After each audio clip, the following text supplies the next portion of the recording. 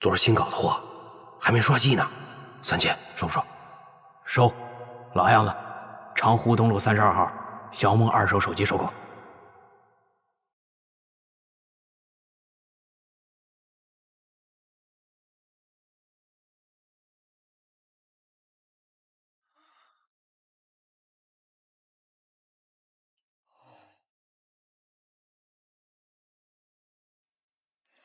喂，胖头孙，你下课了没？还有1节课，马上打铃了，我正赶着去呢。来了给我打电话，阶梯教室见。啊。对了，你快点啊，下午还有约会呢。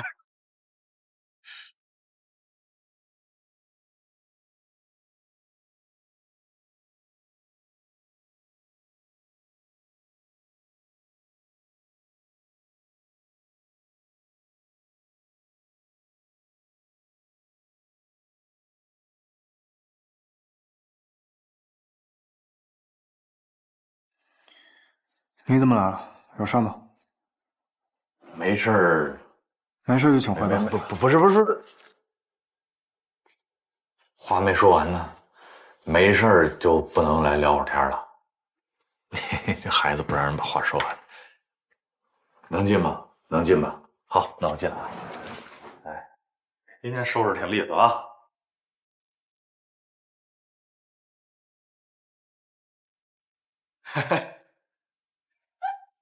哎，你也坐会儿，聊会儿天儿。有什么事儿您就直说吧，我一会儿还有课呢。哎，就想跟你道个歉嘛。道歉？就前两天说话重了，但是呢，其实是担心你再被卷到别的事儿里来。但是确实是我语气都太不讲究了，我给你真诚的道个歉啊。行了吧，罗队长，这事就这么翻篇了，我也不想再提了。翻篇了是吧？太好了，那为了庆祝一下这个翻篇，中午咱们一块吃个饭啊？啊？罗队，要不改天吧，我下午还有课，我得去学校。11点半啊，正好吃午饭，订点江浙菜，让你降降火气。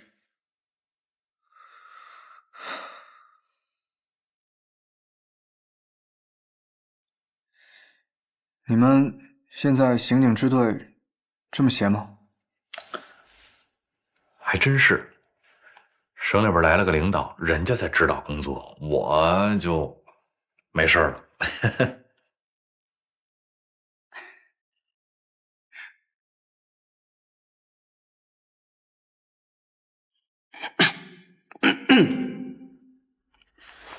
喂，小桃儿。喂，胖胖，你在学校吗？在呢，课间休息呢。我在你们学校门口等你哦。什么？你都到我学校门口了？不是，咱们不是说好下午再见面的吗？你怎么现在就过来了呀？我过会儿可能有点事儿，暂时走不开。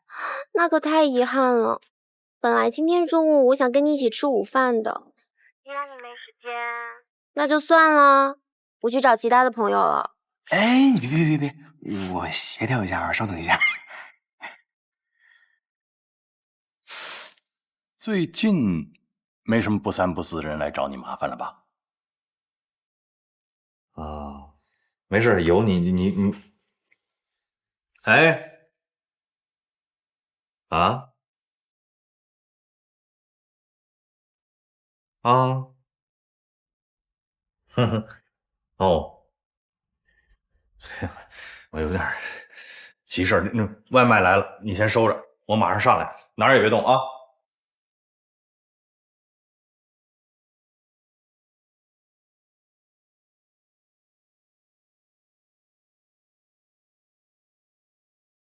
兄弟，我这儿临时有点急事儿，等不了你了。下午我忙完再给你送东西，到时候电话联系。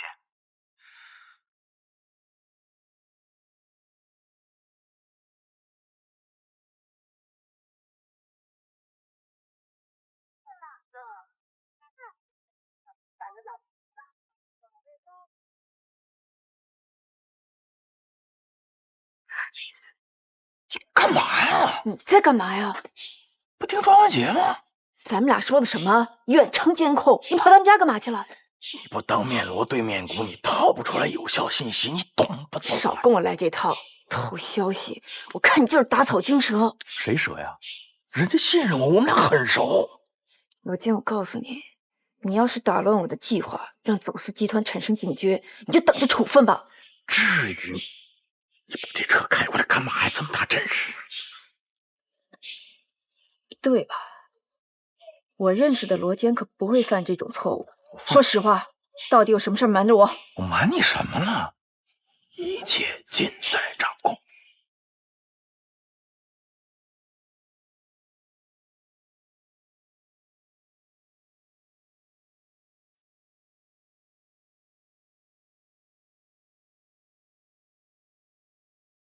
对不起，您拨打的电话暂时无人接听，请稍后再拨。庄姐，我想跟你谈笔交易。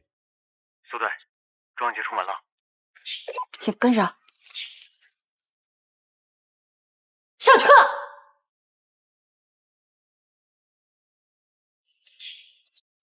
你谁啊？不是你发邮件找的我们吗？怎么还问我是谁呢？那你怎么找到我的？千里别来，东西呢？说好了3天之后交给你。我们等不了那么久了，那边有个咖啡厅，去那边聊聊。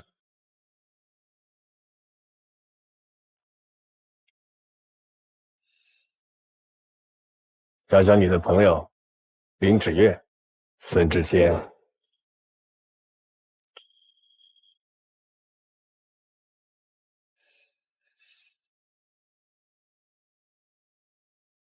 庄文杰和人碰头了，是走私仓库的马有芳。我觉得吧，让跟踪的车辆快一点，从前后2个路口靠过去。是。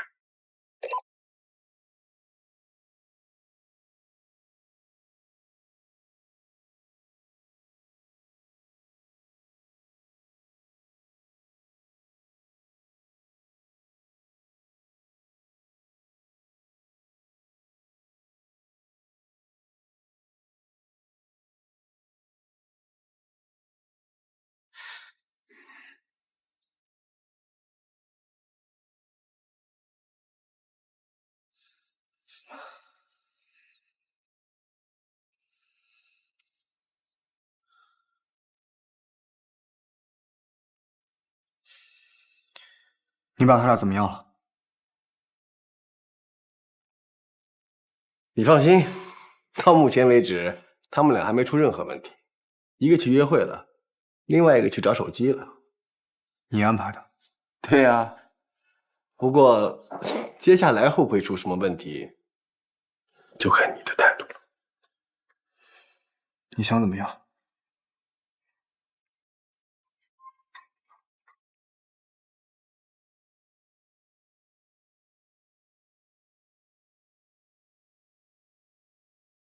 我觉得吧，有没有可能让人跟进去？不行，他们坐的位置太靠里，周围也没有什么人。如果我们现在进去，一定会被发现的。好，保持店外监视。收到。我觉得他是被胁迫的。庄文杰状态不太对。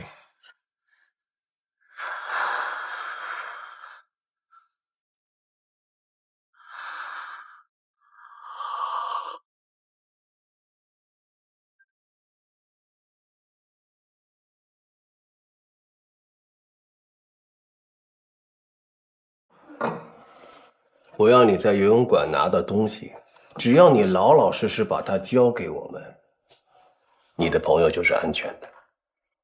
那是丁生火让我拿的，他说会有人来找我，来告诉我庄耀柏的消息。你首先得证明你自己的身份。我知道你是庄耀柏的儿子，我也知道你爸跟丁生火那点恩怨，你也不想想。那丁生火为什么要让你去拿那东西啊？他是想借刀杀人。你作为庄耀柏的儿子，你连这点都想不明白吗？看来这庄耀柏金盆洗手之后，心还真变软了。这都没教你啊！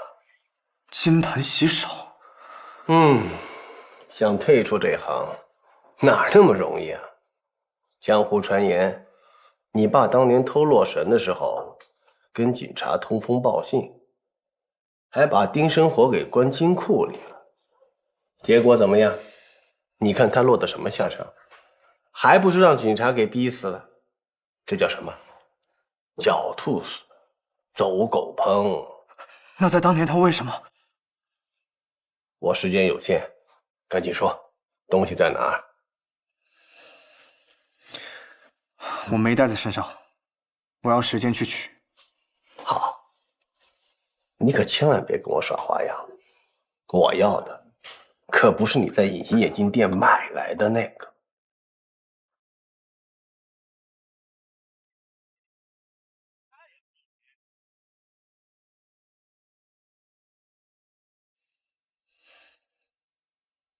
所以你只有乖乖配合我们，要不然就别怪我对你的朋友不客气了。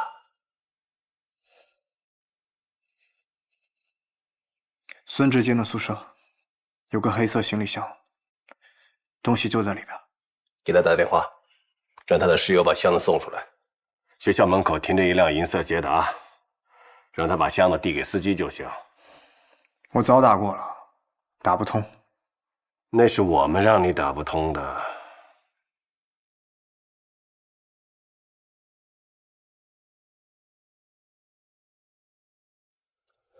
3分钟，3分钟之后你再打一遍，就一定打得通了。我跟你讲啊，我知道一家餐厅特别好，我可以带你去尝尝。啊？哎，你能吃辣吗？当然。真的？那你好，前面一直走啊。好。我进个电话啊。喂，文姐，这么着急啊？我忙完晚点回去给你带行不行啊？哎呦，不是你别发这么大火啊！我不就是割了你吗？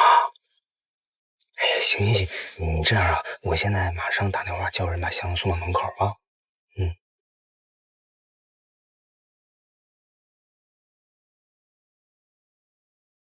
你看看庄文杰，还可以打电话，行动也没有受到限制，到现在你还认为他们不是一伙的？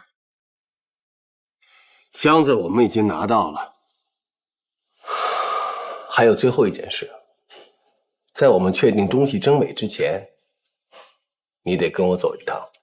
我已经按照你的要求去做了，我现在要知道我朋友是否安全。庄文杰，你没得选，你只要老老实实配合我们，你的朋友就是安全的。我们是贼，不是绑架犯，不到万不得已，不会闹出人命的。服务员，买单。走吧。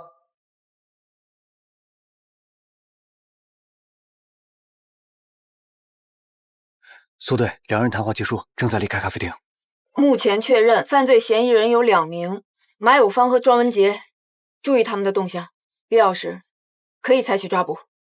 A 组车内待命 ，B 组步行跟上 ，C 组开车到下一路口观察情况。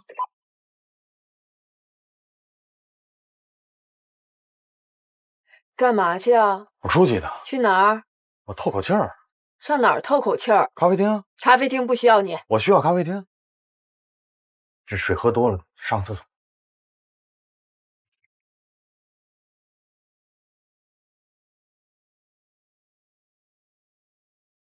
快点。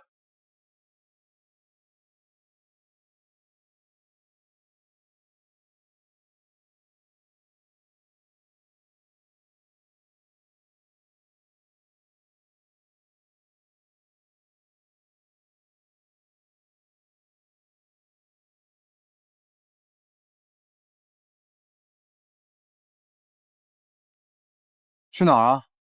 这么远吗？还要开车啊？你管那么多，上车。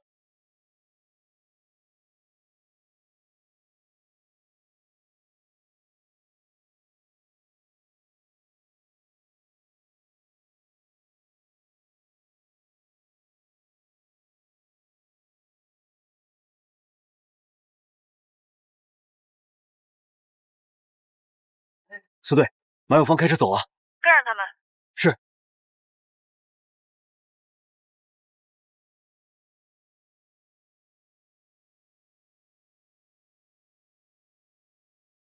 欢迎光临。你好，麻烦帮我看一下几分钟之前的视频监控。好的。苏队，这辆黑车是马有芳在光华路早就准备好的，我们没法在车上安装跟踪器。还有就是，那个大学生好像有意在拖延时间。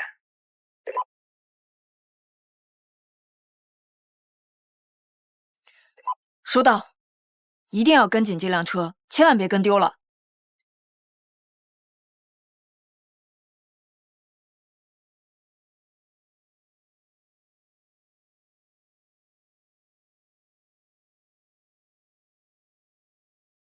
过了定了，甲子日东风，比那江南屏山。暂停，这段视频能给我倒回去10秒。好，能放大吗？可以。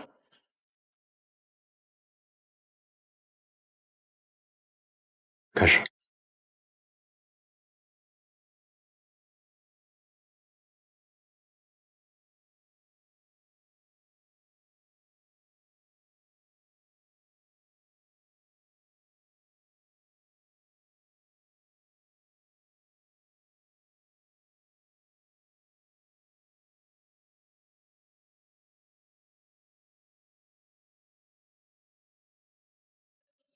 苏队，目标车辆突然加速，有可能发现我们在跟。收到 ，C 组尽量咬上 ，A 组绕到前面去阻截，必要的时候强制目标停车，我们抓人。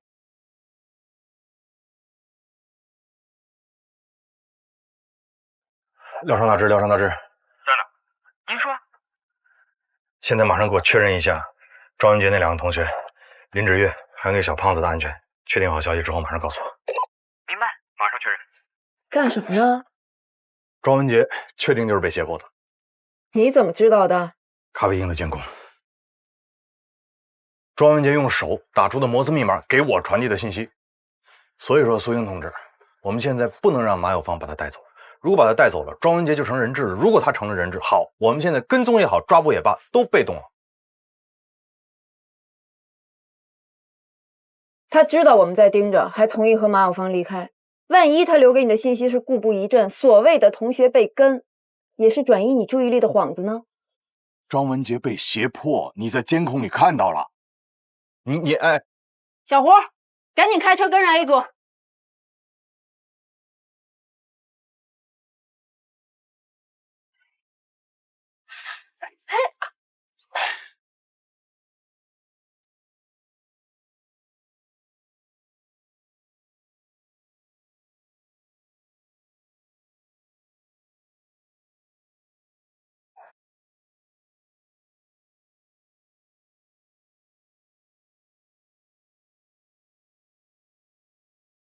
上来，上去。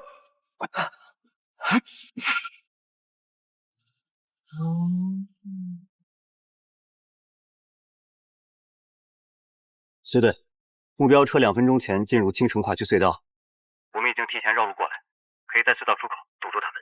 收到 ，C 组进隧道跟上 ，A 组确定目标车辆后随时报告情况。B 组通知附近警亭的同事，在隧道出口最近的路段设卡。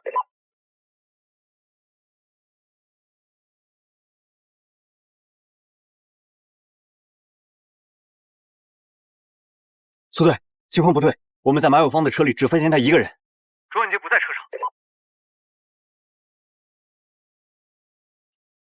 马上截停目标车辆，把人摁了。收到。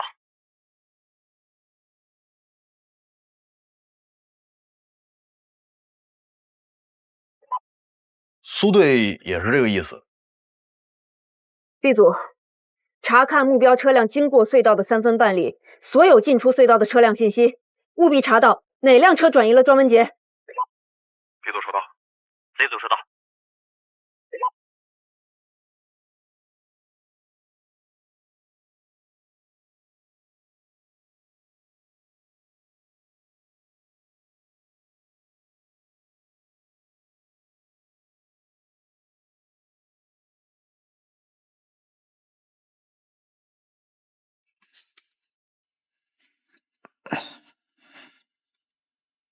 厨子，你说马杆他没事吧？应该没事，警察又没证据，只要马哥咬住不说，我看他们能把人关多久。哎，那红魔拿到了吧？放心吧，早拿到了，但是箱子里多了样东西，红姐也不知道干嘛用的。那还不简单，问问这小子。问问他。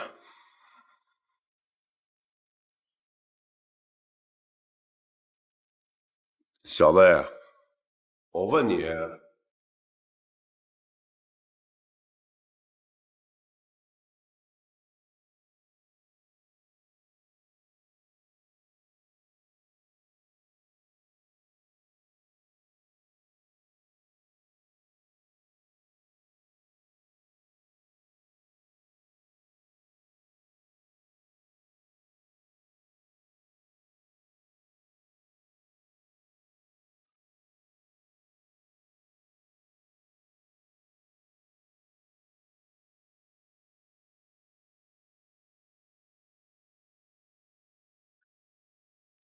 周文杰，初次见面，你可以叫我红姐。抱歉啊，我这手在后边靠着呢，没法跟你握手了。不愧是庄耀柏的儿子，还挺淡定。你认识他？只闻其名。说起来呢，庄先生还算是我尊敬的一位前辈。所以说，只要你乖乖的配合我，等我把手上的事情做完，我不会为难你。那你能不能帮我把手和脚的铐子给解开啊？反正我被你们关起来也跑不出去啊。我可没那么多人手专门来看着你，你就先委屈点吧。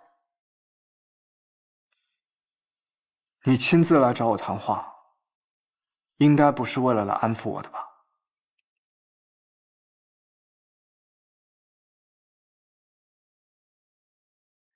你真的是很聪明。有人跟我说我定做的红魔在你手上，起初我还不太相信，看来你确实是不简单的。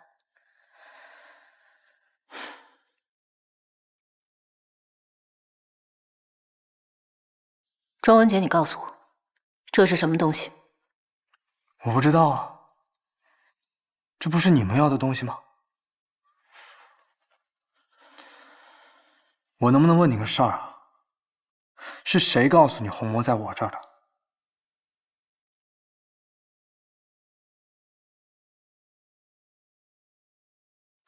走吧。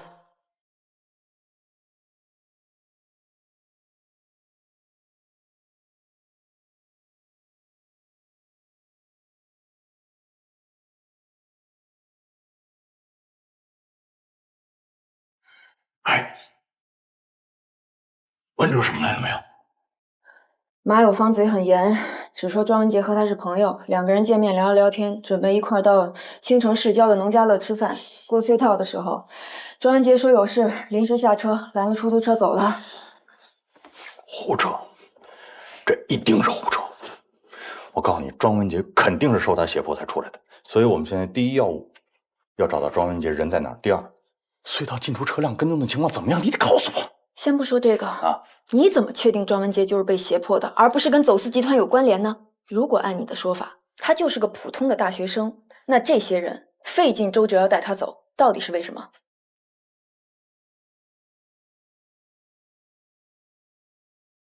我怀疑红魔在他手上，可能，我说可能在庄文杰手上，都是我自己瞎分析的，行吧？自己瞎分析，你别当真。罗坚，我认为就在他手上。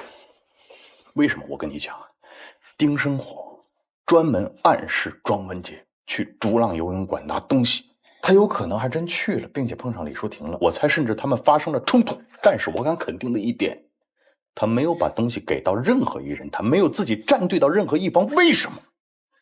因为李淑婷在整个月神案当中没有用到这个东西，是先交付才调的包。罗坚，你说，如果你之前就有这样的判断，为什么没有跟我们沟通？还有，庄文杰隐瞒藏匿重要证物，知情不报，你又凭什么给这样的一个人打包票，保证他没有和走私集团勾结？不是他经历过什么你不知道？我要一桩桩一件件都跟你讲清楚吗？他之所以犯了所谓的错误，是这个丁生火设计之后他跳进去的。我信这个孩子怎么了？你凭直觉做事，受感情影响的性格一点没变。罗坚，请你记住，你是警察，应该分得清轻重缓急。现在的当务之急，不光是要调查庄文杰在哪儿，更重要的是查出李安福他们到底有什么计划，防止那批重要文物外流。文物就是个东西，我不是救人重要还是救东西重要？都很重要，但最重要的是查清真相，让罪有应得的人都绳之以法。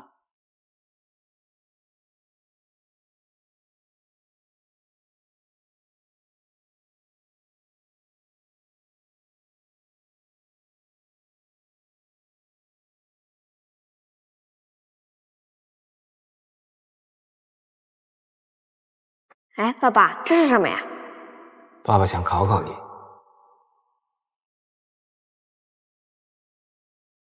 这上面的线呢是一次性的，但是爸爸想用它来扎电视后面的线。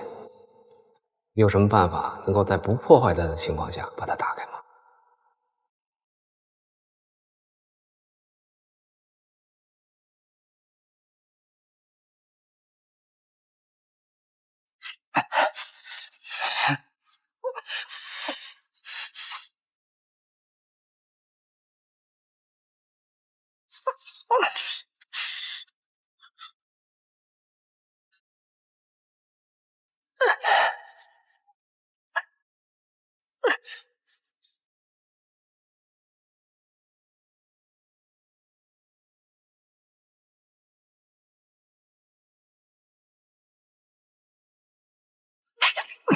我成功喽！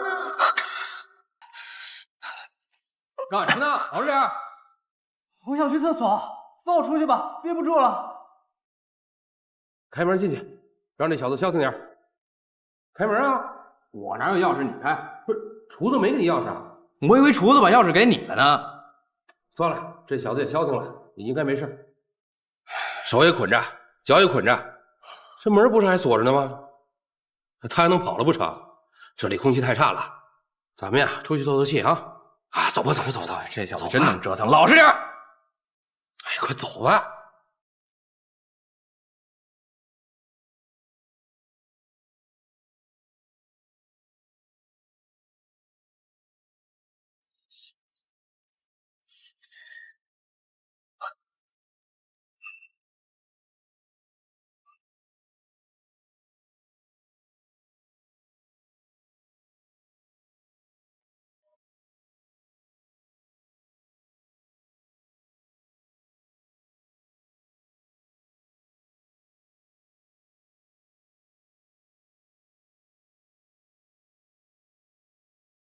马有芳黑色奥迪的行动轨迹我们已经查出来了，是3天前从余江市经清江高速开到青城的，之前一直停在光华路附近的一家商城的地下停车场。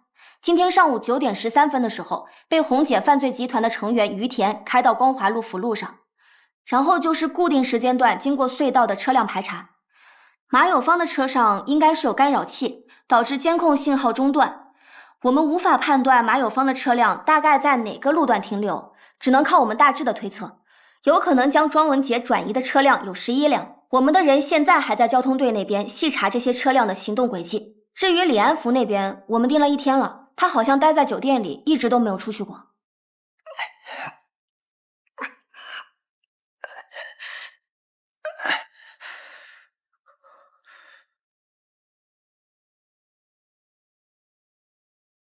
你们手脚轻点儿，都小心点儿。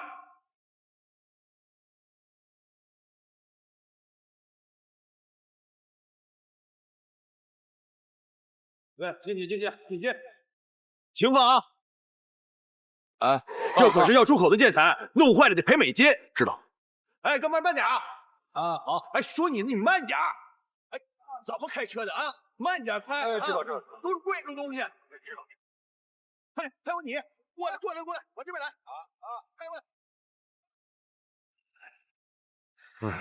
还有可以，这儿多清静。一会儿还得忙去。刚你忙完这会儿吧，成天跟这帮傻帽待在一起，憋在这仓库里，闹死我了。你再看李安福，签入大酒店，泡妞就完成任务了。人家是先生那边派来跟咱们合作的，要不是他帮忙，咱们这趟买卖也没这么顺。你少抱怨2句。反正也最后一次了。啥意思？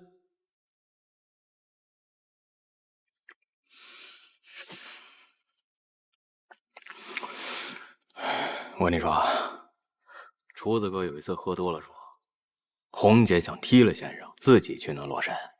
其实我就没弄明白，你说那一破画有什么可折腾？你懂个屁！先生看中的东西，肯定价值连城。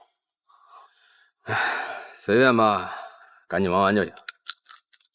走吧，咱俩看看大家。哎呀，这小子没动静了，看看去。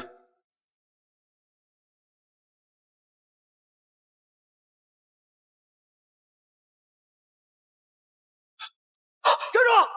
里边人跑了！在那儿呢，给我追！快！站住！站住！站住！站住！哎，下面的，下面的，别让他跑了！站住！别跑！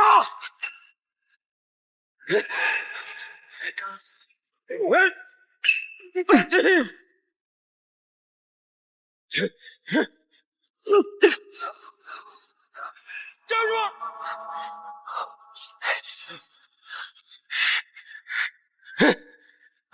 老弟，快！哎，这儿，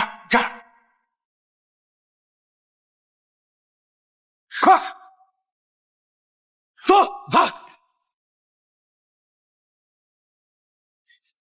你是谁？你到底是谁？嘘，去中间看一下，别让他跑了！快，跑！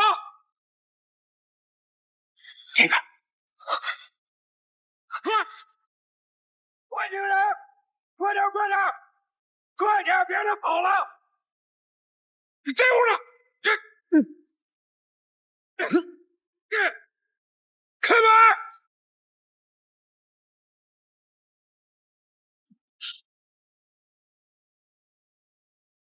快点！站长，我们来人！快走！别让他跑了！站住！快！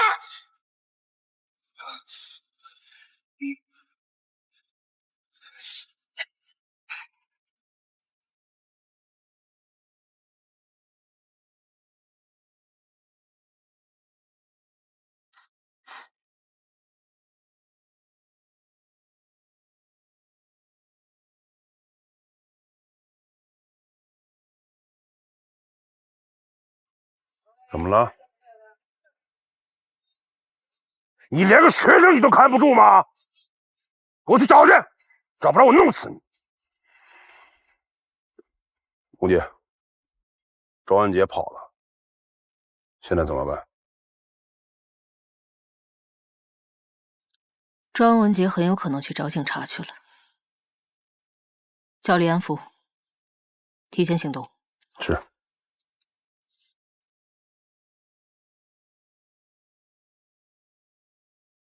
提前行动。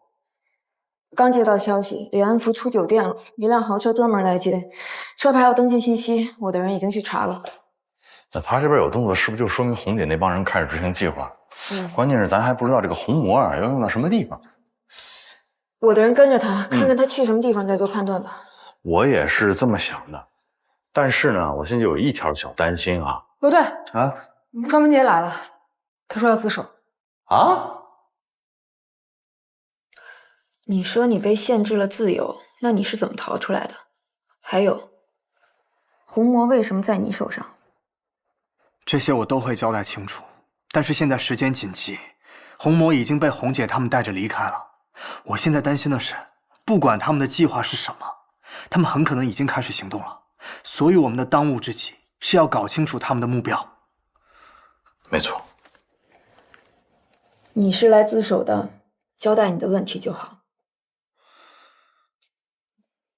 也对。我是被戴着头套进去的，手机也被没收了。但是我逃出来的时候听到了汽笛声，出来之后呢，发现确实是在岩浆的地方，我就往外跑，跑了大概有6、7分钟吧，中间还穿过了一个小树林，才到了有大马路的地方。然后我就拦了一辆出租车，出租车的司机告诉我说，那个叫四德码头仓库。你们可以去调查一下四德仓库的租用信息。哦，对了，我在里边的时候还听见红姐他们手下的对话，说是跟一个叫先生的人在合作。这个人，你们也可以调查一下。我们怎么调查不用你提醒。除了这些，还有什么要交代的？苏队。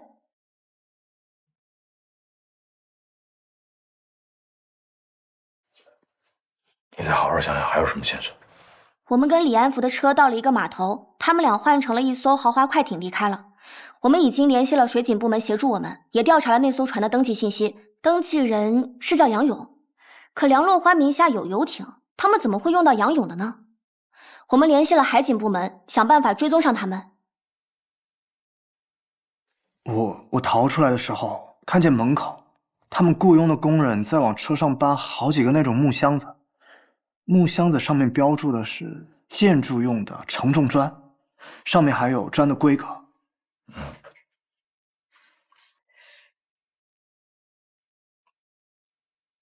砖？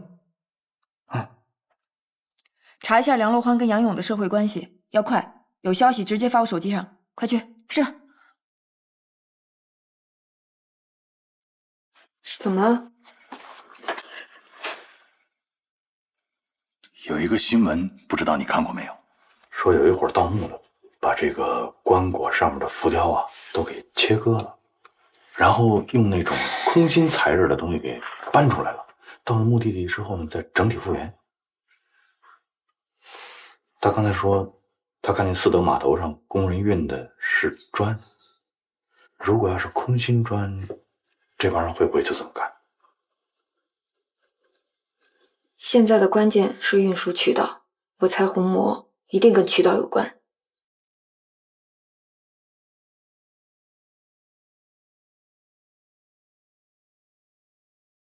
是红姐吗？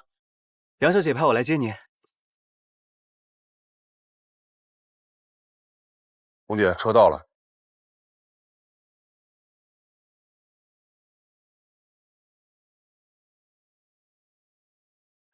您请。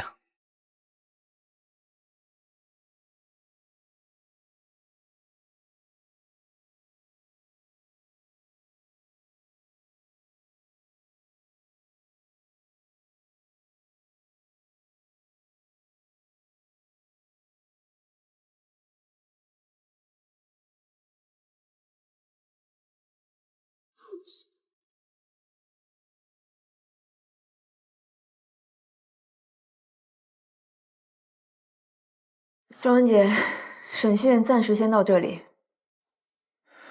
罗队，之前对你有所隐瞒，对不起。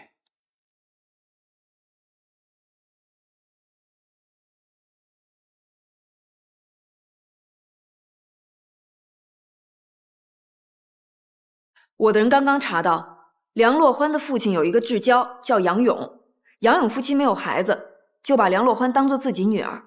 杨勇怎么听这么耳熟啊？杨勇是你们青城市的船王。对啊，他名下10万吨级排水量的船有3艘呢。所以说，李安福在这个时候接近梁洛欢的目的，那有可能就是想让船王帮他运送这个建筑材料。啊，那得赶紧通知队里查杨勇公司今天出港的船只。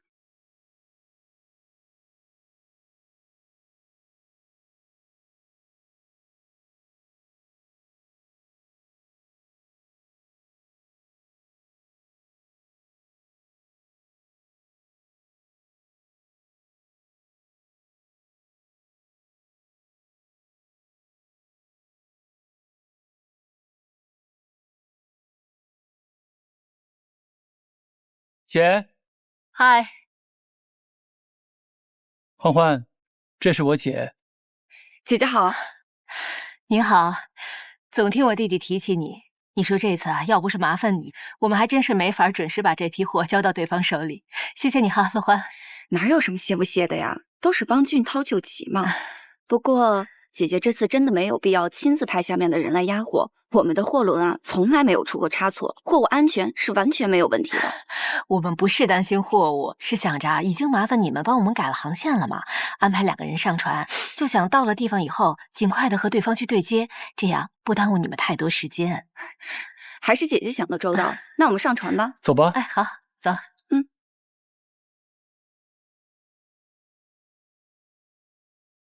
2位里面请，这边是你们的房间，里面有电话，有什么问题可以随时联系我，我就不打扰2位休息了。好，谢谢。不客气。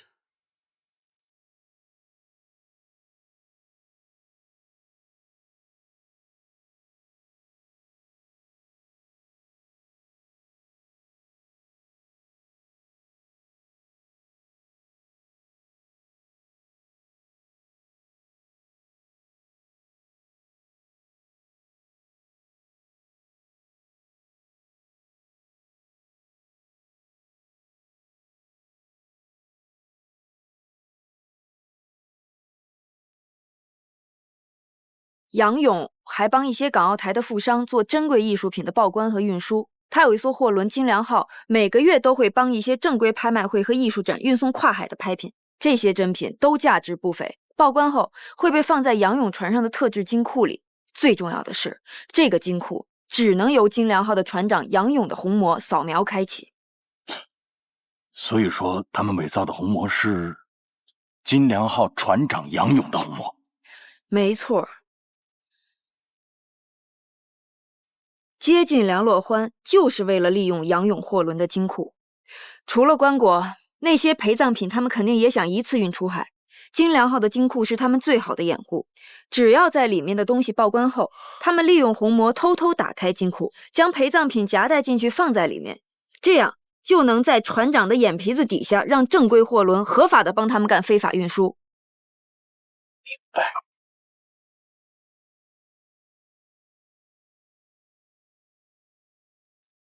罗月，这故障灯怎么亮了？不应该啊！来看看。9034，怎么回事？走去看看。是。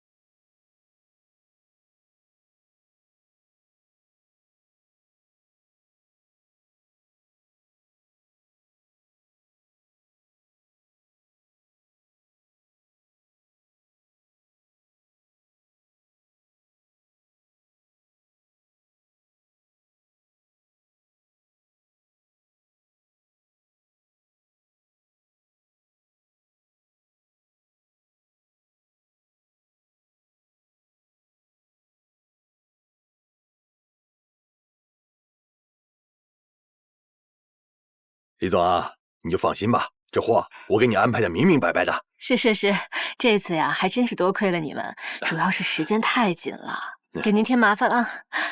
哎，对了，船上那2个小朋友帮忙多关照一下，第一次出远门，多少有些不放心。好的，都是一家人了，怎么还说2家话呢？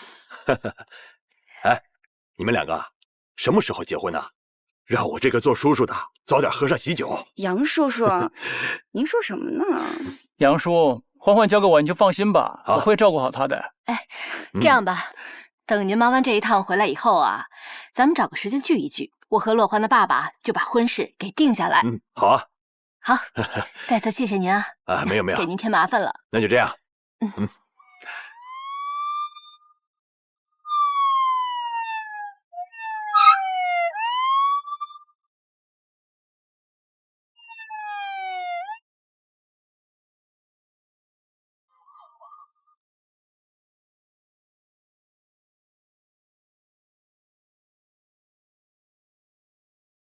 别动！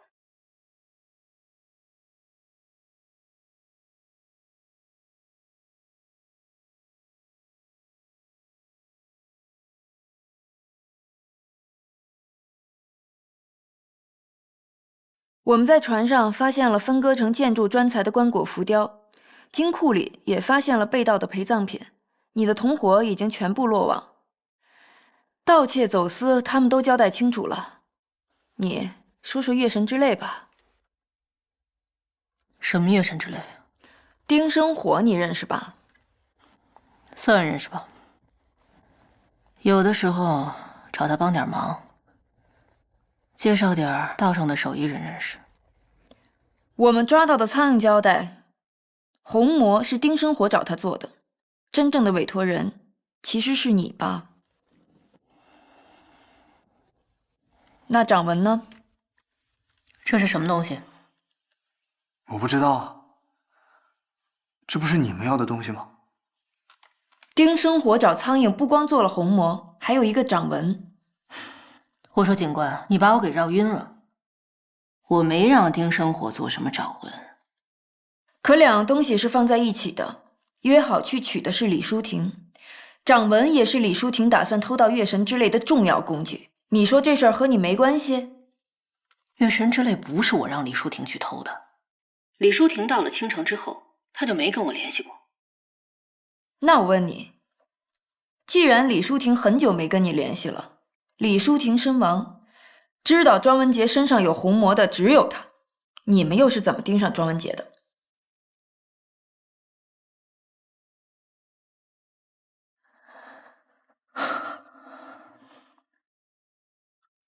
我明白了，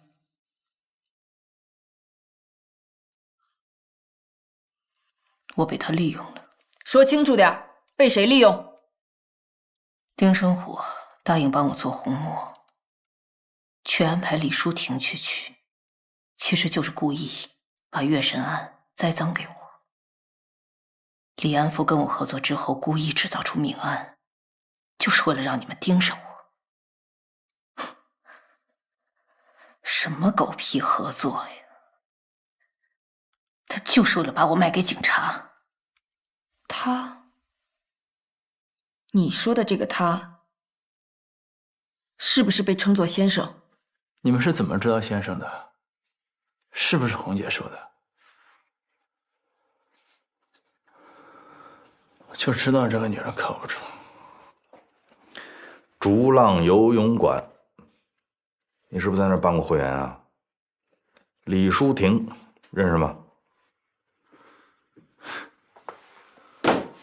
真没想到你们这也能查到，看来我小看你们警方了。回答我问题。既然你们已经知道先生的存在，那我也没必要隐瞒了。我和李淑婷都是他的弟子。弟子？嗯，你们这邪教是吧？来来来，正好说说你们这先生是谁，怎么回事？来。你们根本就不懂先生是个什么样的人，你就别痴心妄想了。你们是不可能找到他的，就连我都不知道他的真实身份。说了半天，你们就是函授课程是吧？哈，这么不被重视，你这个函授一期多少钱呢？你什么都不懂。先生是个什么样的人？他无处不在，但他又无迹可寻。他可以精准地算到每个人在想什么。然后让你不知不觉地按照他的想法来做事儿。我的迷心术就是他教的。我觉得你这个什么迷心术啊，你师傅可能给你教坏了。你练这东西已经练得走火入魔了，但是你没发现吗？其实你迷来迷去，你都在听他的指令，他在利用你呢，明白吗？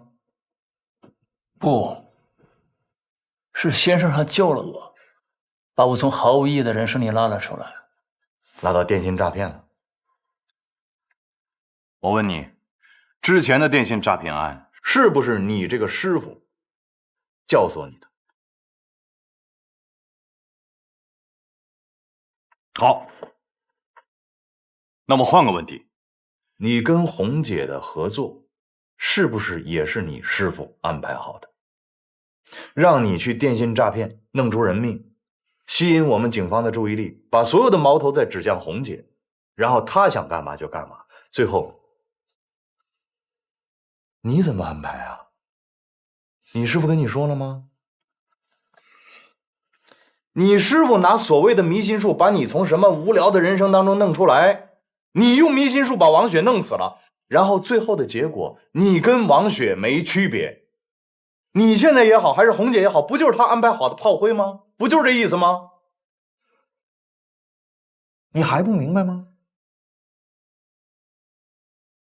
李安福，你跟王雪在网上所有的聊天记录，我们已经请专家分析判断过了，最后我们发现这已经不是一起简简单单的电信诈骗了，因为你有明确的自杀诱导传输给了王雪，导致了王雪自杀身亡。你摊上的这是人命关天的大事。来吧，李安福，你老老实实的把你知道的关于你师傅就是先生所有的情况跟我们这儿讲清楚。来，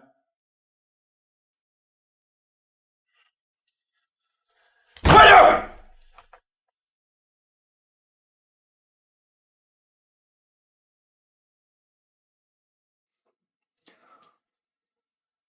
先生他是5年前找到我的，我当时还在一家地下会所工作，一点做人的尊严都没有。直到我碰到了先生。走私做这么大，我向来都是很谨慎的。我的电脑里装的都是企业级的高级防火墙，可偏偏就是这个 IP 的来源，我根本查不到。更可怕的是，它还可以随时随地毫无征兆的把视频电话打进来。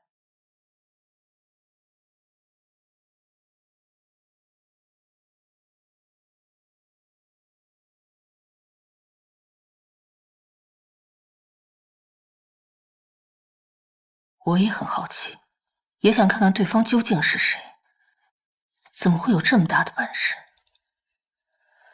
视频接通后，我看不到对方的脸。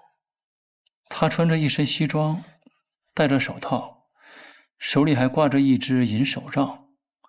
他跟我说，他观察我很久了，说我身上有一种异于常人的天赋和潜质，他想帮助我。我对这种来路不明的、神神秘秘的人，绝不会相信他说的任何一句话。我想把视频关了，可是根本就关不掉。视频里的先生告诉我一个重要的信息。他教我的这些让我屡试不爽。以前的那些女人对我招之即来挥之即去，现在都变成了被我随心所欲操纵的木偶。虽然从没见过，但好几次他都帮我化险为夷，我就彻底相信先生他是真的想要和我合作。我很感激先生，是他让我找回了做人的尊严，所以他让我做什么，我都会想尽一切办法去做。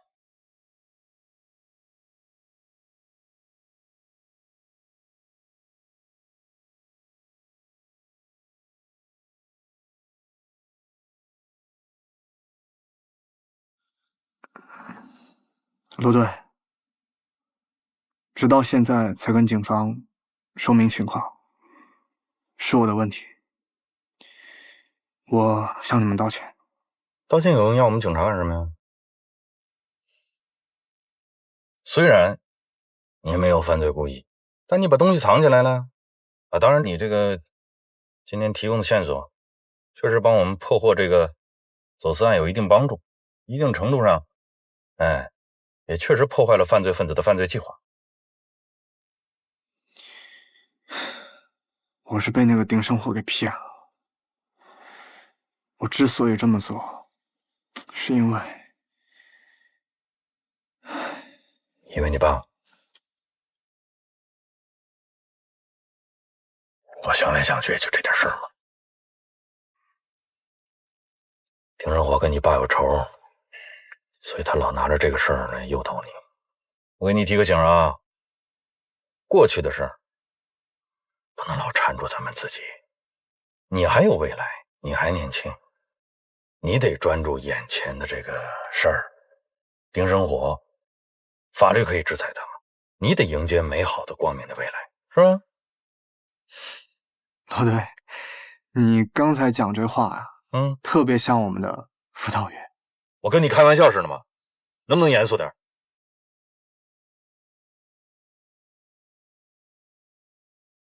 电话。哎，我再跟你确认一下，你这回没什么事瞒着我了吧？没有了。这样你也不敢。谢谢老队。红魔这事儿过去了，也没人愿意盯着你了。当学生你就得有个学生样，是吧？你在学校你得好好读书，毕了业以后认真工作，天经地义的事嘛，对不对？我是不想说在什么法制节目里边看着你消息了啊。哎呀，亏了我恶补了一下摩斯密码。你就说今天你留那东西，谁能看出来？也就我了。哼，以后这事儿也瞒不了我。哎呀，其实摩斯密码不太适合用来传递中文。还有那种用一长串数字代表手机9宫格键盘来给中文编码。罗队，我觉得你应该都学学。哎，行了，光摩斯密码就让我头大。你们现在法律专业知识学这么杂吗？我们那时候比你们还杂呢。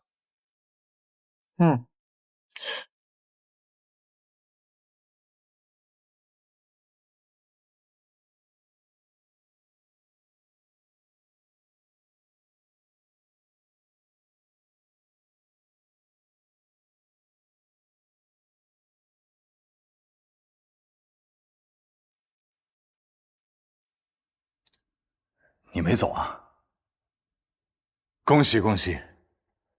红姐的文物走私案和李安福的电信诈骗案，今天算是全部搞破了。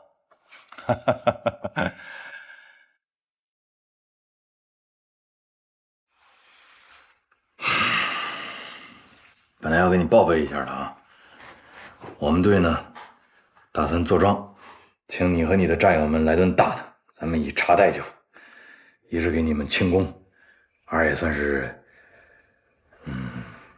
践行吧。谢谢。一家人，不分彼此。这些年去看过你师娘吗？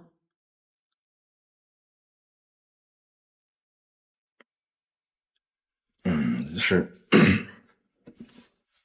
我去了，给他添堵。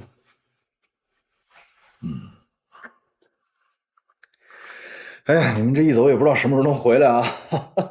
要是想我们呢，这个就过来看看。反正你们省厅领导一般都挺忙，我们市局年轻同志上省厅看你们去。青城还真是个好地方。金山银山，人杰地灵，舍不得走了吧？真是，我准备再留一阵儿。是土特产还王啊？咱们那个老三样，你再给我还有个煮饭没抓着呢。红姐这次你们不带走？红姐我们肯定得带走，这不还有个先生吗？先生是我们这批人的主犯，红姐才是你们最终目标。是，之前红姐确实是我的主犯，但是咱们查案子摸着摸着把先生给摸出来了。你是在这一亩三分地摸的呀？你不能说你这摸出来成你们成果，你打包带走，那我们怎么办啊？刚才还说一家人不分彼此呢。是一家人，是不分彼此，但是不能这么分，谁的案子谁来查，谁的主犯谁来抓。一家人你不能切案子玩啊！咋了这是？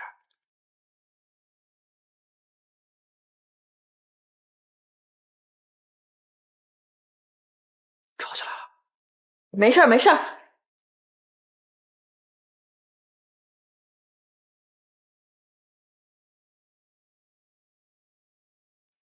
小心眼儿，上当了吧？我逗你玩的。我也是逗你玩的，是不是你也上当了？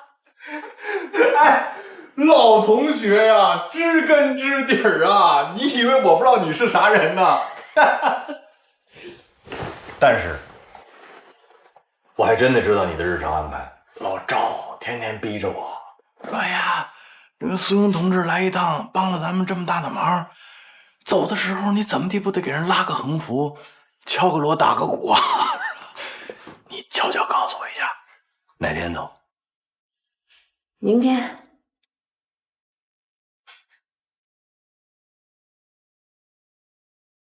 突然又这么着急，怎么了？啊，就不能多待2天？真不拿我们这儿当家呀？多待2天也行，听你的，那我就多待2天。哎呀，可是我多待2天干什么呢？也是。要不我留下来协助你吧？别，你协来协去就成了我们又协助你了，你别来这套。就算我想协助你，也得领导同意啊！我到现在都没跟省厅汇报呢。麻烦你，千万别按照你脑子里边这个邪恶的、危险的想法这个方向去向领导做汇报。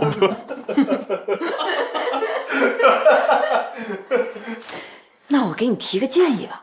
你要踏踏实实走，你不抢我们战果的话，你提个论文我都没意见。抓先生，庄文杰应该是个突破口。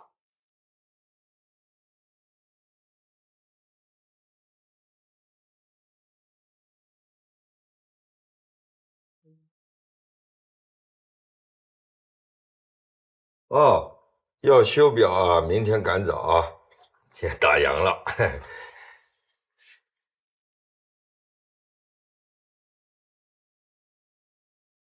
哎，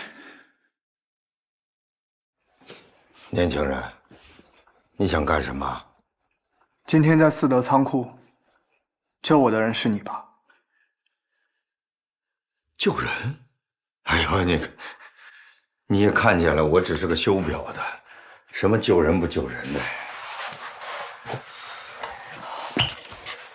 你拿我的东西干什么呀？这东西很眼熟啊。那边找找，别他跑了，快！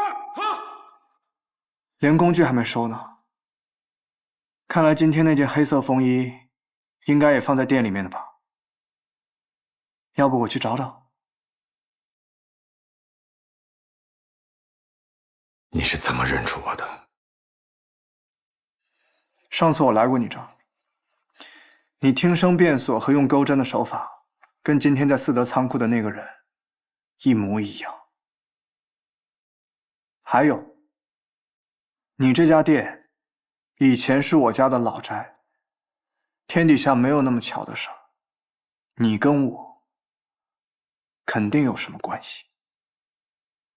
人家找你惹你了，一天到晚捏人不放，干嘛呢？那为什么最近发生这么多案子都跟他有关系？丁生火、李淑婷、李安福、红姐，包括那个死者王雪，都是和庄文杰有关的人，太巧了吧？我真不信。你就是压根儿不相信我看人的角度和眼光。你这一点我还真从来没怀疑过。但咱们是警察，警察办案子不能光靠直觉，始终保持怀疑，才能发现别人发现不了的线索，才能查明案情的真相。我大学4年白念了是吗？罗坚，你是我师哥，我说什么你能不明白吗？就算我什么都不说，你心里也跟明镜似的，在这儿跟我揣着明白装糊涂。包括你师娘那事儿，你觉得你是去看他给他添堵啊，还是不去看他给他添堵？12年了，罗坚，你想什么呢？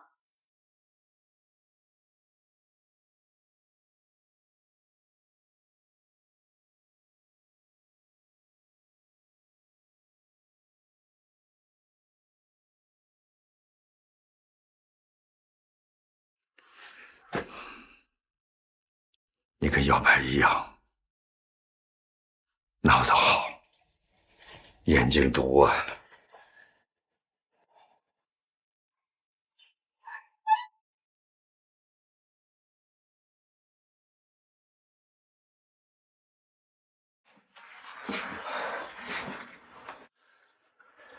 我没能瞒过你啊。你认识他？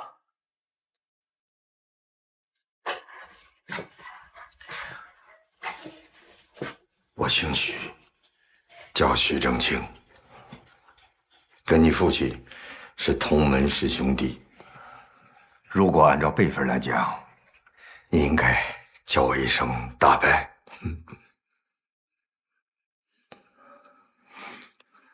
可是孩子，我不敢认你呀，文杰，对不起，是我害死了你父亲。你说是你害了他，为什么这么说？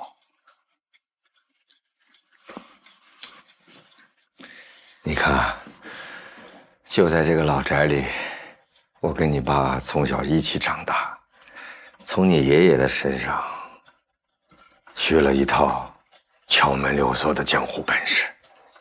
我们俩就在社会上闯荡。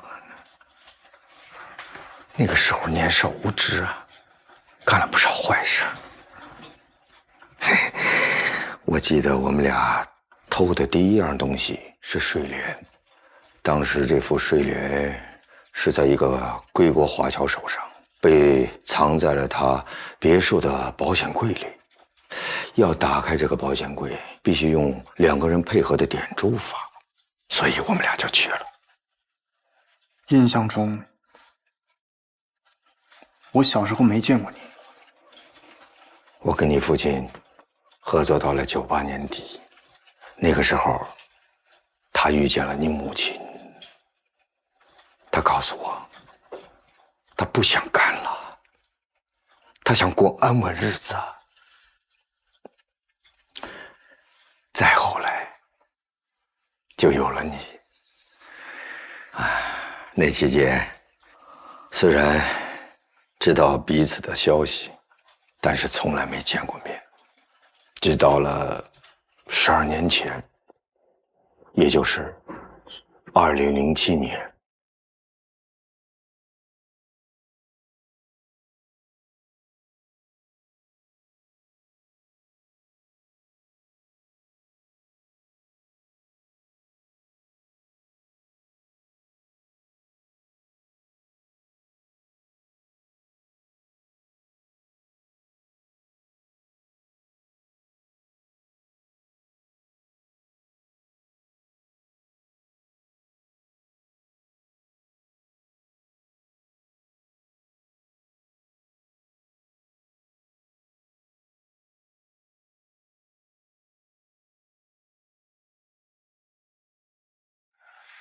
你是谁？丁生火，你的同行。你怎么找到这儿来了？你散货的那个夏家，是我的老熟人。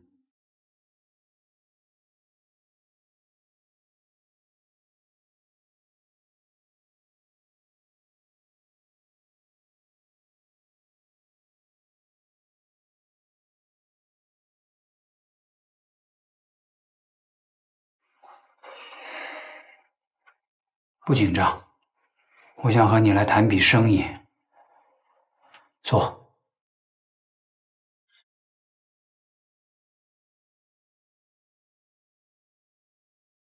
你想干什么？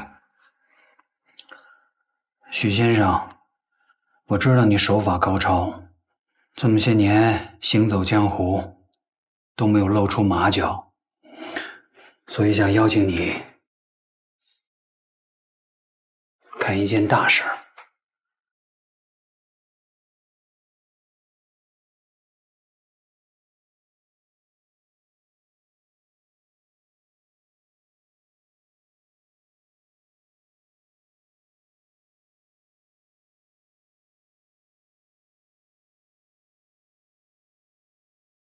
洛神，没错，就是这幅周坊的洛神。这幅画上周就运来了青城，将在青城博物馆里展览1个月。每天展览结束之后呢，会运回茶园金库进行保存。要是想在路上和博物馆里动手，几乎不可能，只能在金库上想办法。你想在茶园金库动手？不可能。据我了解，茶园金库是每天至少10人以上的保安密度，这样的难度，你觉得我能搞定啊？放心，我会解决外围的安保。我需要你做的就是10分钟之内打开金库的3把锁。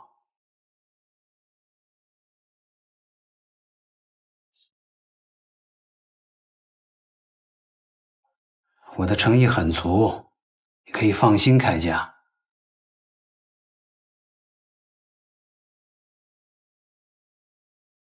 丁生火找的不是你吗？怎么到最后跟他一块偷的是我父亲？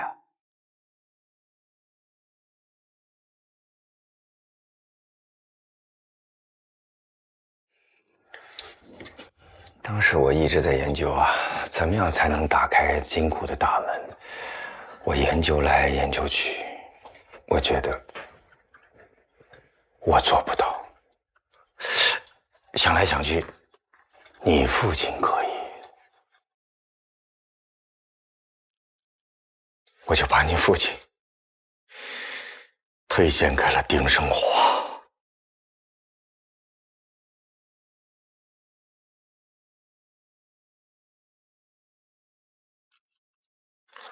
当时你父亲拒绝了与他合作的请求，我以为没事了，我就离开了青城。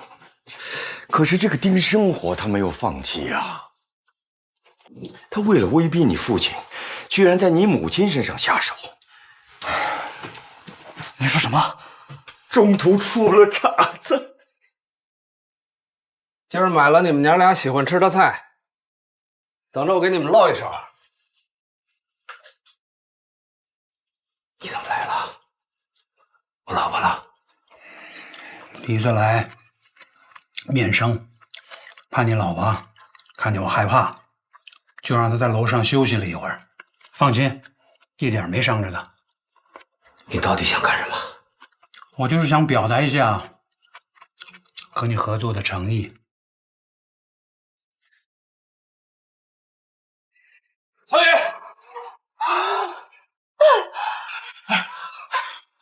小雨，小雨，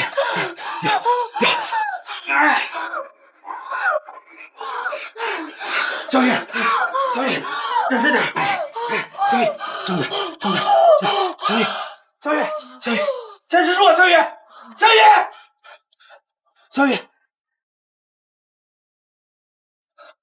小雨，小雨。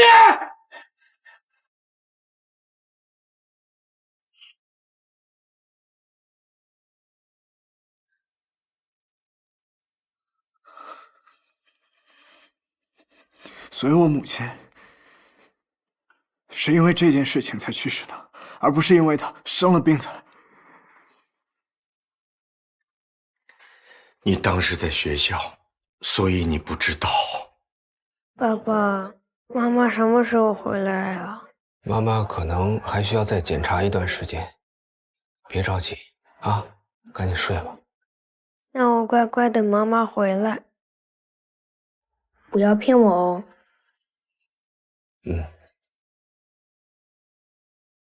我们等妈妈回来。患者是因为支气管痉挛引起并发症，导致心跳突然停止。我们已经努力抢救过了，但是很遗憾。你老婆已经这样了，不相信你儿子？祸不及家人，你敢不讲江湖规矩？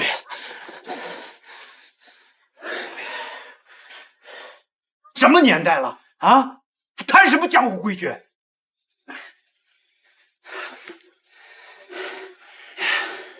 你之前要是老老实实的跟我合作，不会弄到今天这个地步。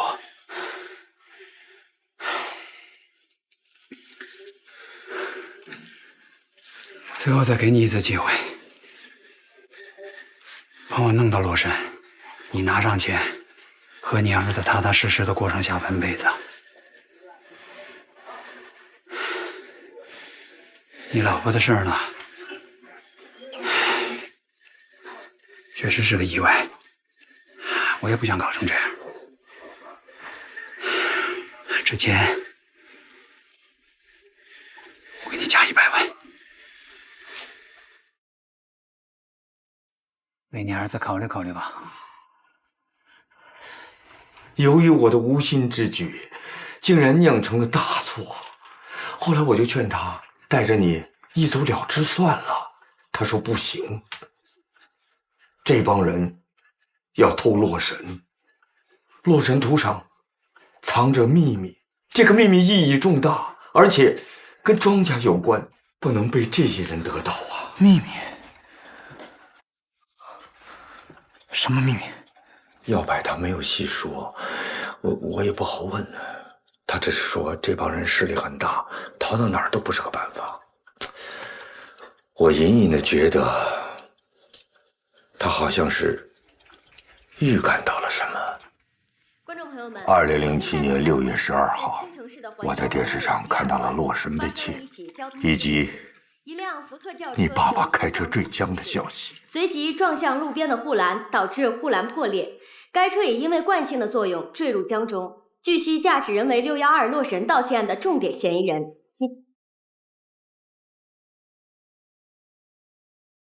洛神的案件发生以后，我吓坏了，我什么都不敢干。我想过要把你带走，没想到警察来了，我不敢暴露身份，只能暗中盯着你，怕那些人对你不利。后来你被安排到福利院，看到你一切平安，我就放心了。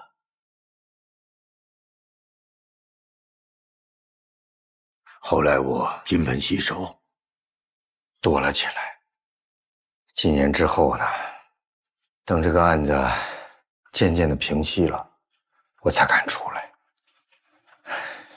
这不，5年前我就租下了你们家这个老宅，开了这个店，直到今天，你找到了我。按照你的说法，洛神应该是跟我父亲一块儿掉入江里面毁掉了。可是今天我在那个走私集团里面听到，洛神再次出现了，而且有一个叫先生的人一心想要得到这幅画。你说什么？先生？先生，你认识他？哎呦，12年了，我一直在调查这个事情。我发现丁生活背后的确隐藏着一个犯罪集团，他们的头听说就叫先生。这个先生很厉害啊！我调查了这么久，才从道上零星的打听到了他的一些传闻。这个人呢，年轻的时候犯过事儿，伤了一条腿，直到今天还拄着拐棍儿。至于他长什么样子，有多大岁数，我一概不知，因为这个先生从来不露真身呢，他只是通过网络操纵那些手底下的人去犯罪。所以当年那个案子是先生策划的。我猜丁生火偷洛神一定是他指使的，包括你母亲的去世也是他有意为之。他就是想告诉你父亲，他们这帮人都是些亡命徒，什么事儿都能做得出来。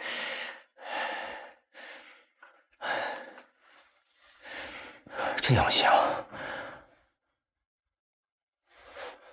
我以前调查的情况就都对上了。什么情况？大概在半年前，我认识的一个鉴定高手，他悄悄地告诉我，他接触过洛神。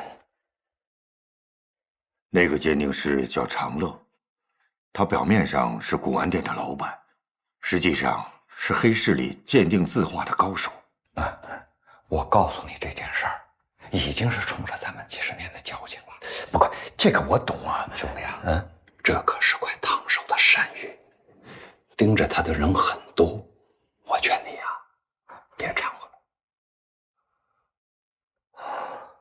过几天我得到消息，长乐死了，是醉酒溺水。这怎么可能呢？他有严重的肝病啊，滴酒不沾呐。一定是有人也从他那儿得到了消息，然后杀人灭口。我想这事儿要么是红姐干的，要么就是先生干的。可是那幅画，它有可能是真的吗？你等等，有几种可能。第一种，那幅洛神就是个赝品，是长乐看走眼了。不过凭他这么多年在江湖上的本事，要是说他看走了眼，这可能性不大。第二种，那幅画确确实实是你父亲偷来的真迹，只是不知道什么原因，先生并没有得到手，而是落在别人手上了，所以先生又重新盯上了这幅画。还有一种可能，就可能性太小了，算了，不说了。不，你得说，我需要知道所有的可能性。文姐，我只是个猜测，我在想，你父亲会不会没死啊？那洛神依然在他手上啊。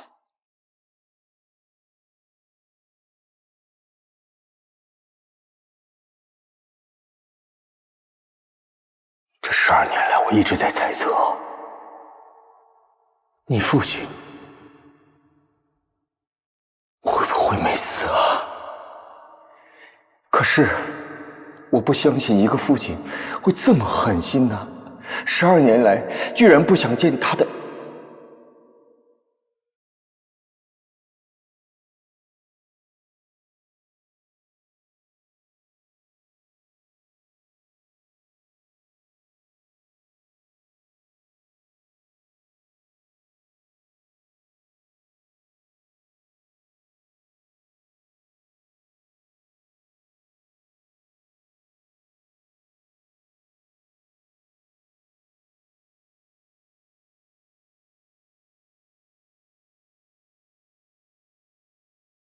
当时车辆冲破了公路围栏，掉入了江中。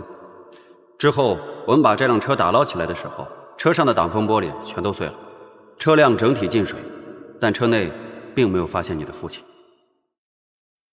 他的尸体之所以找不到，很有可能是因为水流太急了，早就不知道被冲到什么地方去了。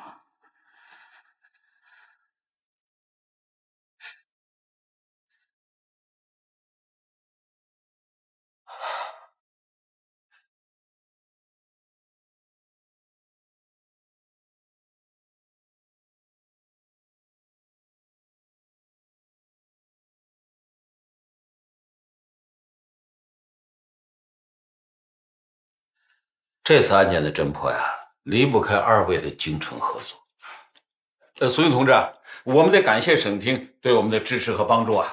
没错。哪里，也是因为您全力支持我们工作，才有了这样的成果。哎呦，我当然了，这次行动也离不开罗队长的理解和配合，谢谢啊。您别那么讲，我其实主要关心他这个日程方面的。对了，赵局，我正要跟您汇报呢。我暂时不走了。定了。是这样啊，赵局，红姐这帮文物走私犯的案子虽然查明白了，但是他们背后有一个更为隐蔽的犯罪团伙在操纵这一切。丁生火、李淑婷、李安福这几起案子绝对不是孤立的，能够调动这么多人连续犯下多起恶性案件，说明对方的能量不小啊。我已经将案情上报给了省厅，领导们高度重视，特批我在青城市留驻工作，继续侦破案件。罗队，哎，咱们可以继续合作了，高兴吗？好事儿，好事儿啊！苏英同志留下，那是大好事。我看你们俩在一起搭档是越来越默契了。赵局啊，那我们接下来还得分析案情，就不影响您工作了。好，忙吧，你们忙啊。好啊。哎，罗健，到，你回来，我有话跟你说。你说。哎，怎么样啊？进展的如何呀？您不看见了吗？红姐的事儿他领了，现在先生的事儿他也要插手了，这就进展。我是问你们俩的事儿进展的如何了？我们从同学到战友，再到现在上下级关系，情比金坚。装，就给我装是吧？装什么了？送枕头的事儿我早就听说了。你怎么那么八卦呀？我还听说你们原来一个警校的啊！你看，年龄差不多，这个形象也般配。他有我好看吗？你是不是从小没照过镜子？太伤人了吧！我还听说在警校的时候，他是不是就追求过你？我觉得呀，你们不应该只做市局的局长，你应该再兼一个民政局。哎，这个臭小子！接下来，我们开始这次刑侦专案的会议。今天呢，根据洪姐和李安福提供的口供，我们可以得出还有一个犯罪组织存在。这个组织的首脑代号是先生。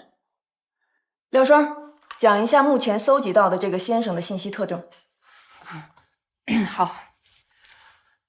先生这个身份呢，最早出现的时间可以追溯到10年前。这个人很神秘，他每次呢都是通过网络来联系手下的组织成员来从事犯罪活动。就算是网上视频，他也会刻意的改变自己的声音，遮挡住自己的面容。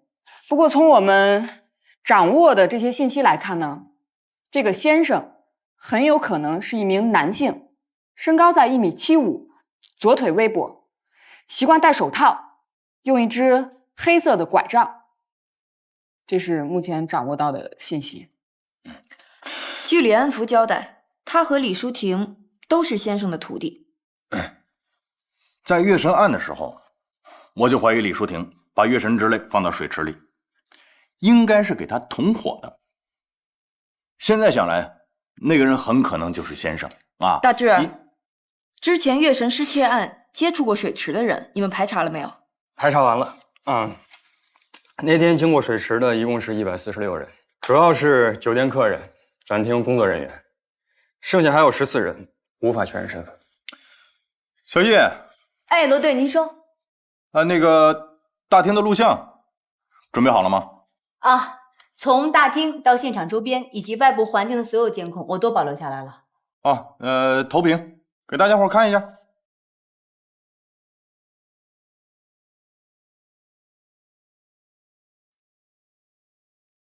现在这个是大厅的监控。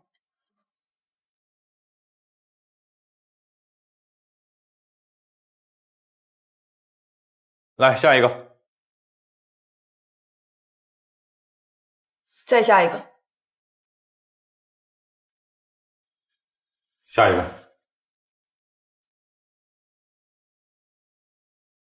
再下一个。再下一个。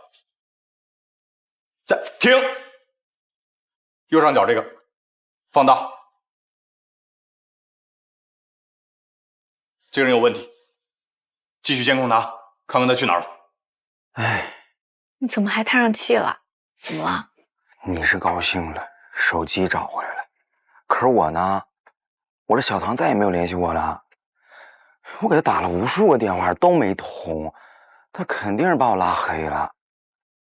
为什么？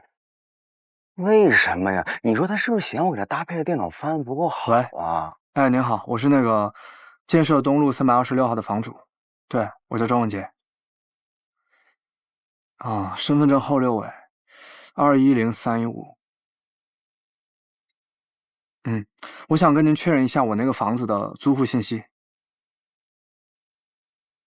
啊，5年前，是一个钟表店对吧？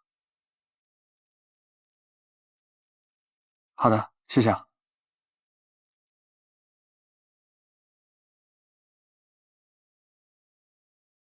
你最近没出什么事儿吧？啊？罗警官来找了我跟胖子，还专门问了一下你的情况。哦，他就是之前想拉我去公安局工作，估计做背调呢。啊？不是吧，兄弟，你以后还真打算去做刑侦工作呀？那咱俩以后来往可不要这么密切。对了，文杰，你下周5有空吗？啊，怎么了？这不马上就要中秋了嘛，咱们商量一下一起过节呗。哦，是啊，哎，要不咱哥俩去参加联谊会得了？没有了小台儿，说不定我还能遇到下一个小田啊。你瞎说什么呢？他不需要啊。他怎么就不需要了？行，那个你们计划着吧。我现在突然有点事儿，我先去趟图书馆啊。是这样，罗队，我把所有有关这个人我们能够找到的画面全都分析了一遍。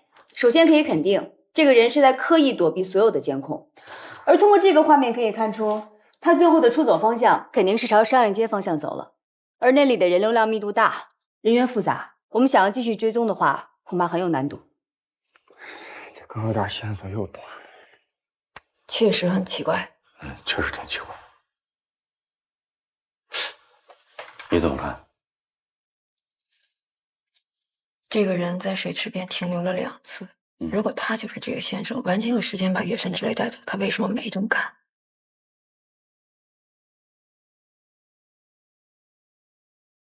双到，联系一下温元正，告诉他，月神之泪还得再拿来一趟。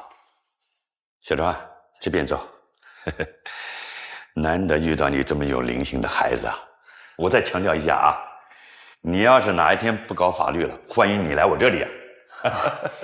方老，您过奖了。我那就是全凭兴趣。今天过来呢，主要是想跟您请教一下《洛神图》。好啊，就在这，来来来啊！哎呀，《洛神图》，唐代大画家周昉所绘，是卷本设色，以长卷形式，表现了洛神出水的盛况，同时呢，也展现了周围百姓的烦恼生活，实属难得的佳品啊！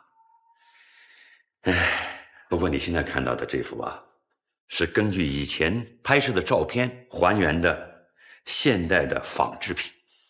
那幅原作啊，12年前被人给偷了。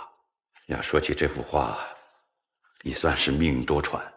民国时期啊，它是南迁的文物。这些文物啊，有的呢就已经遗失了，有的呢艰难辗转保留了下来。洛神图就是其中的一件。当年护送这批文物的人几乎都牺牲了，这批文物呢也都给毁了。唯一的幸存者呢，也只保下了这件洛神图，交给了国家。你说，当年战火纷飞，都保下来了，可是几十年之后，竟然毁在了一个贼的手里，你说可惜不可惜？唉，恐怕只有当年案件的当事人才能知道，当时到底发生了什么。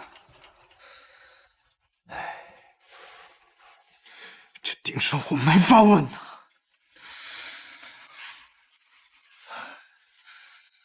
更何况他根本就不会对我说实话。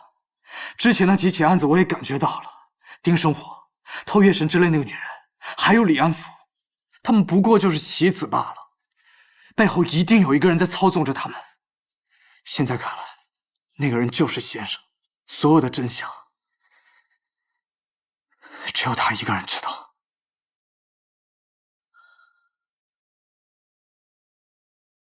罗队，您看。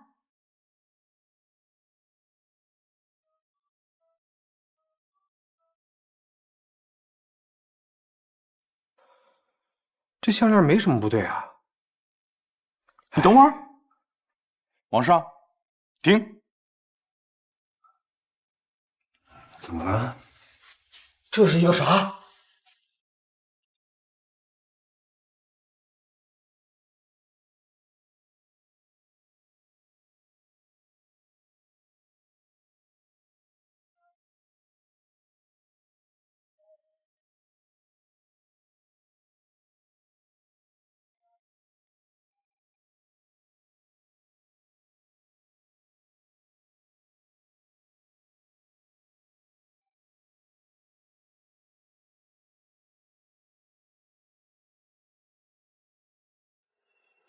我记得我们俩偷的第一样东西是睡莲。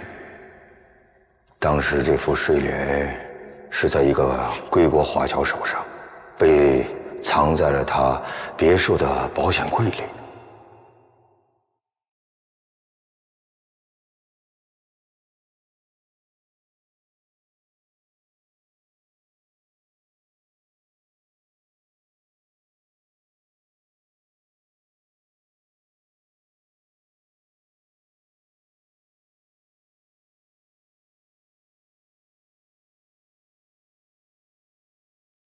老师，这数字是什么意思？我也不太清楚，它们到底代表了什么。那您觉得会不会跟它的历史有关？这个月神之泪啊，本来是南迁文物，据说是在战乱中一个日本兵从死人堆里扒拉出来的，之后就再也没有下落了。最近呢，才在苏富比拍卖中出现的。因为形似西方传说中月神的眼泪，所以才有了这个名字。从材质和技法上来看，镶嵌月神之类的衬托，至少是明代以前的作品。这上面出现现代阿拉伯数字，确实有些奇怪。也就是说，这些数字都是最近几年刻上去的？不，这些数字的形成年头更早一些，而且啊，不是刻上去的。你们看，貌似像雕刻的痕迹，其实我看着更像是民国时期的老匠人用的一种技法。这种技法既可长久保存，又不会破坏文物。可惜呀，现在失传了。既不伤文物，又要传递信息，而且还专门留在项链背面的衬托上，那我就更不明白了。先生要一串民国留下来的数字，为什么呢？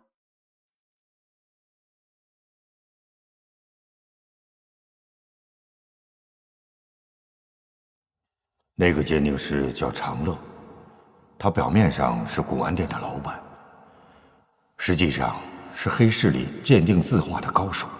长乐死了，是醉酒溺水，那不怎么可能呢？他有严重的肝病啊，滴酒不沾呐。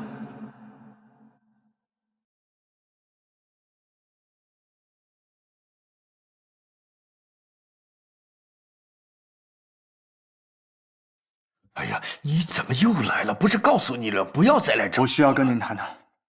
哎呀，你到底想干什么？我要找到先生。我已经跟你说了，那样很危险。我现在就不危险了吗？丁生火、李安甫，还有红姐那帮走私犯，都已经接二连三的找上我了。我爸生死不明，而且我妈也是他们害死的。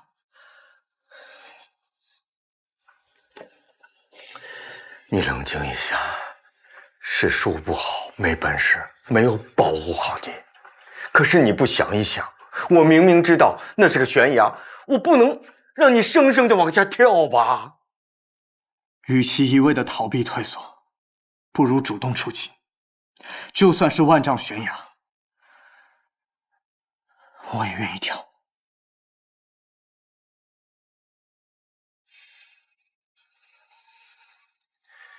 你说，你想怎么查？这些天，我一直在思考李安福的整个计划。从一开始，他的目标就不是王雪，而是我。他只是借王雪的死来引我入局，然后就让我们警方把所有的注意力集中在红姐这个走私集团的身上。实际上，他是借刀杀人。因为红姐也想要得到洛神，所以先生就故意把她暴露给警方，来铲除自己的竞争对手。不过现在这条线索已经断了，我们只知道先生要拿到洛神，但是洛神在哪，先生要怎么做，我们一概不知。那月神之泪呢？有没有什么可查的线索呀？月神之泪现在在我们的手上，我估计他们还不知道我们已经发现了月神之泪背后的这串数字，但是这串数字到底代表什么，其实我们自己还不清楚。那线索不是又断了吗？不，还有一个人，丁生火。这个人是串联起整个案件的关键人物。我推测，他不光知道月神之泪，还知道拿掌纹和红魔的事儿，所以他非常有可能知道先生的整个计划。不要忘了，他在第一个案子里做过什么。他先是用睡莲拉庄文杰入局，然后又去了廖德同的金库。你说丁生火，这丁生火可是个老油条，完全都不配合我们的调查的。想撬开他这嘴，太难了。没关系，我们只要反推他的行动，就能得到我们想要的信息。我亲眼目睹了丁生火偷取廖德同电脑里的资料。如果这个是先生计划里的一环，那么这个资料将十分重要。我们需要接触到廖德同，查清楚这个资料到底是什么。只有这样，我们才有可能知道先生下一步的行动。顺藤摸瓜，找到先生，查清我父亲死亡的真相。所以，同志们，盯紧廖德同，一定要把他嘴里的实话撬出来。